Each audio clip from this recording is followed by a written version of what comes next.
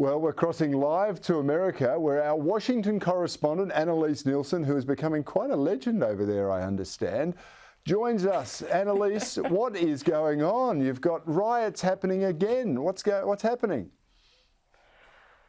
Well, I mean, America's not immune to a bit of civil unrest. We know this certainly isn't even unique to this generation, but right now Minneapolis really is on tenterhooks, and it's because that we are waiting for the jury to go out in this trial of Derek Chauvin over the killing of George Floyd. But recently, day before last, there was a police shooting. Now, this is quite a different genre, but it does show just how tense things are and that the rioting has taken off again quite quickly.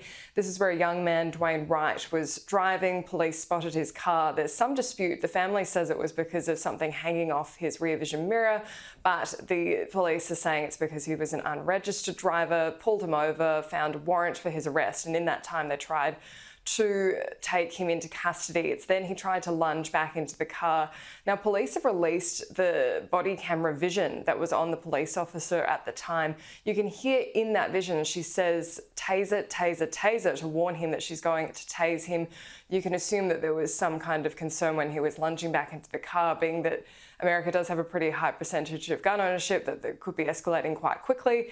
In that time, he didn't relent when she yelled out taser, and that's when the shot was fired. And you can hear in the body camera vision that she says, "Oh no, I shot him." And now the police are saying accidentally took her gun out instead of the taser. But the man drove off. It was there that a few blocks later that he was discovered again and passed away. And this has just sparked off another incident of an African-American person dying at the hands of police. And this is a long-running issue in the United States. Overnight, there were a couple of hundred protesters around the Brooklyn Center, which is the suburb of Minneapolis, their police department. There was a very strong National Guard presence already there, though, because they are on the ground in anticipation of potential violence with the outcome of the Derek Chauvin trial if there is any kind of not guilty verdict on any of those three charges. So this is where you can see that this is tense, and there were at least 40 arrests overnight that have been reported so far, people breaking curfew, throwing projectiles at police, and some isolated incidents of looting, but so far not quite what we saw with the fallout from the George Floyd killing, but it certainly has the potential to get much further. Yeah, Annelise, I noticed the riots and protests have spread to places like Portland, which was the epicenter of the BLM movement protests earlier.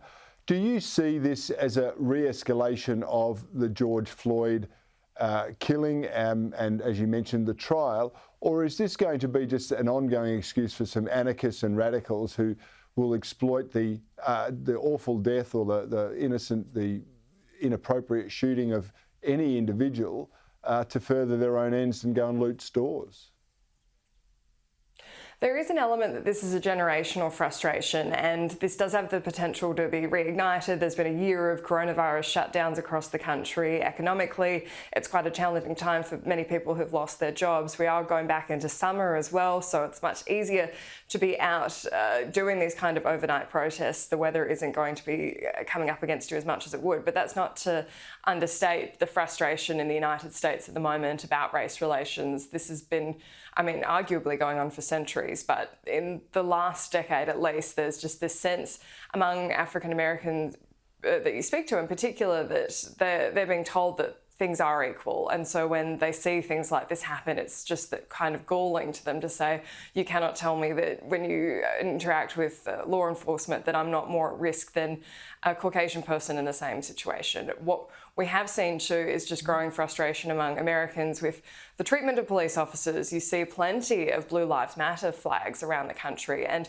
there is that element of, look, they are on the front line, they are having to do things that I wouldn't want to do in that situation. It's easy for me to say, geez, that escalated quickly, I wouldn't have done that, but you're not in that person's shoes and you haven't had to deal with that prolonged history of being confronted with this kind of violence. And so there's that sense to it, but also we are facing a different year in that Donald Trump isn't in the White House anymore. There isn't that antagonism between the BLM and the Antifa movements and the White House. So this is going to be a real test of Joe Biden. Where does he go to from here? We saw him yesterday say that he doesn't support any kind of looting or violence. He was very quick to that mark, much quicker than we saw the commentary last year during the George Floyd protests, now that he's in the top job. But at the same time, he has to address the inequality. He has to actually make the situation better. So that's going to be the real test.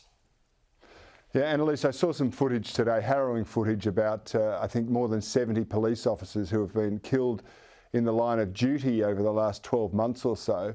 And I can understand why they're apprehensive every time they go to interact with someone that they are seeking to detain. It's quite harrowing in a place where there are lots of guns around.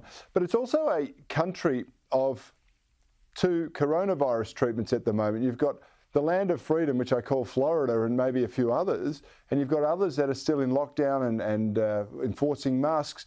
How is that going down with the populace? I've seen a few videos where people have rebelled against some of the restrictions. Is that looking like it's going to normalise anytime soon? Well, one of the really interesting things on that front is the vaccine rollout has just been extraordinarily successful in the United States. They've run it different channels. It's coming in federally, coming in by the states purchasing it, local pharmacy chains as well. And so we are starting to hit that point where it's coming down to people who were vaccine skeptical being at the front of the line, because up until this point, it's been really people desperate to get it, hunting for vaccines where they can, trying to source it wherever they can. There's a sense that those people who were always hesitant about the coronavirus pandemic haven't really changed their behaviour in this time. But where we're going to see a change is with the weather, because over the winter we saw those spikes in the northern states because it was cold. People were going inside to stay in the heat. Now we're going into warmer weather where in the southern states people are spending more time indoors because they're going towards that air conditioning. And I know it sounds trite, but these are things that really matter. At the same time, some states like Michigan right now, they're having a real second wave with a variant that's affecting more younger people, and that's going to change attitudes as well. There's always the potential, even once you've had the vaccine, that you can still contract coronavirus. It's supposed to at least just keep you out of hospital, but we're seeing cases as well where even that's not the case. But right now, the vaccine rollout has been successful enough that people are feeling a lot more confident. There's a lot more ease about it, and this deadline's been put on it about July 4, where Joe Biden said if everyone does what they're supposed to do, we can really see the world starting to get back to normal by then. If it doesn't, we can probably start to see more frustration around the general population. But it really largely does fall down party lines as well about how skeptical you are of the virus and whether you know anyone that's had it. That's been one of the really key things, because we're starting to get to that point, that critical mass where most people know someone who's had it, someone severely, and even someone who's passed away. Once you hit those milestones of over 500, 600,000 people passing away, most people will know someone. Yeah.